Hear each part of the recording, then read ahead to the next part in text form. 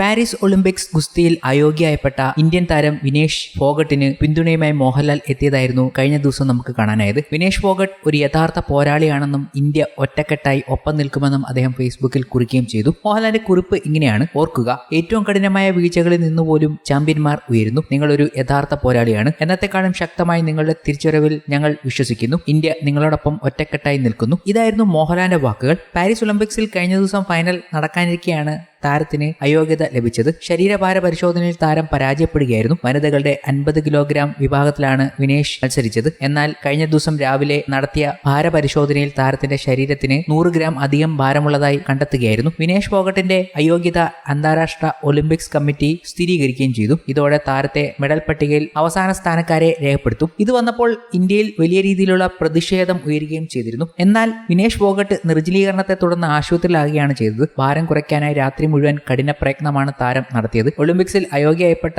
അറിയിപ്പ് പുറത്തു വരുമ്പോൾ വിനേഷ് ആശുപത്രിയിൽ ആയിരുന്നുവെന്നാണ് റിപ്പോർട്ടുകൾ വന്നത്. മത്സരത്തിന് 14 മണിക്കൂർ മുൻപായി ഭാര പരിശോധന നടത്തുക. സെമിഫൈനൽ മത്സരത്തിന് പിന്നാലെ താരത്തിന്റെ ശരീരഭാരം കൂടുതലാണെന്ന് കണ്ടെത്തിയിരുന്നു. ഇതോടെയാണ് ഭാരം കുറയ്ക്കാനുള്ള തീവ്ര നടപടിയിലേക്ക് വിനേഷ് ഫോഗട്ട് നീങ്ങിയത്. പതിവ് ഭക്ഷണം പോലും താരം ഉപേക്ഷിച്ചുവെന്നാണ് പുറത്തുവരുന്ന വിവരങ്ങൾ പറഞ്ഞത്. എന്നാൽ രാവിലെ നടത്തിയ പരിശോധനയിൽ താരത്തിന്റെ ഭാരം 100 ഗ്രാം കൂടുതലാണെന്ന് കണ്ടെത്തി. പാരീസ് ഒളിമ്പിക്സിൽ പ്രീ ക്വാർട്ടറിൽ നിലവിലെ 50 കിലോഗ്രാം വിഭാഗത്തിലെ സ്വർണ്ണ മെഡൽ ജേതാവായ ജപ്പാൻ താരം സുസാക്കി യുയിയെ പരാജയപ്പെടുത്തിയാണ് വിനേഷ് ക്വാർട്ടറിൽ പ്രവേശിച്ചത്. പിന്നാലെ യുക്രൈൻ താരം ഒക്സാന ലിവാച്ചിനെ പരാജയപ്പെടുത്തി സെമിയിലേക്കും വിജയിച്ചു. സെമിയിൽ ക്യൂബൻ താരം യുസ്നേലിസ് ലോപ്പസിനെ പരാജയപ്പെടുത്തിയാണ് വിനേഷിന്റെ വിജയം. 5-0 എന്ന സ്കോറിന് സെമിയിൽ വിജയിച്ചാണ് ഇന്ത്യൻ താരം സ്വർണ്ണ മെഡലിനായുള്ള പോരാട്ടത്തിന് യോഗ്യത നേടിയത്. പക്ഷേ അത് ഇങ്ങനെയുമായി. എന്നാൽ ഇന്ത്യ മുഴുവൻ വലിയ രീതിയിലുള്ള ഒരു പ്രതിഷേധമൊക്കെ ഉയരുമ്പോൾ പല രീതിയിലുള്ള കാര്യങ്ങൾ ചർച്ച ചെയ്യുകയാണ് ഓരോ ജനങ്ങളും. ഇന്ത്യൻ ഗുസ്തി താരങ്ങൾക്കെതിരെ വലിയ ഗൂഢാലോചനയുടെ ഭാഗമാണ് ഈ അയോഗ്യത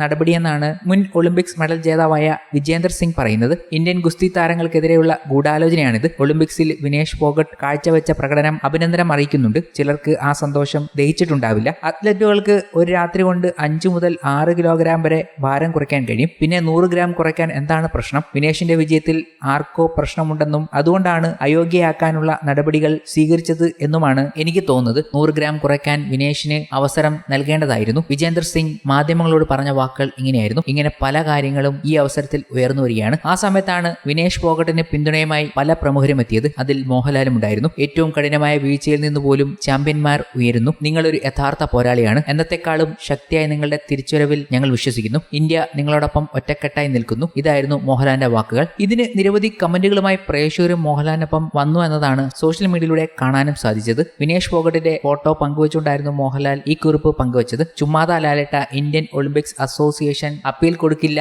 എന്ന് പറഞ്ഞു കഴിഞ്ഞുവെന്നും പലരും പറയുകയാണ്. ഈ മനസ്സാണ് ഓരോ രാജ്യസ്നേഹിക്കും വേണ്ടതെന്നും പലരും ഓർക്കുന്നുണ്ട് മോഹൻലാലിന്റെ വാക്കുകൾ കൂടി കേട്ടപ്പോൾ. പക്ഷേ ഇതിന് മറുപടി പറയേണ്ടത് ന്യൂട്രീഷനും കോച്ചുമാണ്. തലേ ദിവസം 49 മാത്രമാണ് വെയിറ്റ്. അത് നിലനിർത്തി കൊണ്ടുപോകേണ്ട രീതിയിലുള്ള ഭക്ഷണക്രമമാണ് അവർക്ക് നൽകേണ്ടത്. കൂടെയുള്ളവരെല്ലാം ബ്രിജുഭൂഷണിന്റെ ശിങ്കിടികളാണ്. തെരുവിൽ പോരാടിയ ഇവർ BJPക്ക് കണ്ണിൽ കരടാണ്. മത്സരത്തിന് മുൻപ് തന്നെ ഉത്തേജക മരുന്ന് എന്തെങ്കിലും രീതിയിൽ ശരീരത്തിൽ കടത്തിവിടാം എന്നവർ ഭയപ്പെട്ടിരുന്നു. ഈ ആശങ്ക അവർ അറിയിക്കുകയും ചെയ്തു. സാങ്കേതികത്വം വ്യക്തമായി ഉണ്ടാക്കിയ സംഘി ഗൂഢാലോചനയാണ്. ഇതിന് അവരെ സമർത്ഥമായി കരുവാക്കി. രാജ്യം തോറ്റു, സംഘികൾ ജയിച്ചു. ചിലർ പറയുന്നതും ചിലത് പറയാതിരിക്കുകയും ചെയ്യുന്നത് പക്ഷാപാതകരമാണ്. ഇങ്ങനെയും ചിലർ കമന്റുകളുമായി മോഹൻലാലിന്റെ പോസ്റ്റിന് താഴെ എത്തിയതും കാണാമായിരുന്നു. അങ്ങനെ വലിയ രീതിയിലുള്ള കമന്റുകളിൽ ചർച്ചകൾ തന്നെ നടക്കുകയാണ്.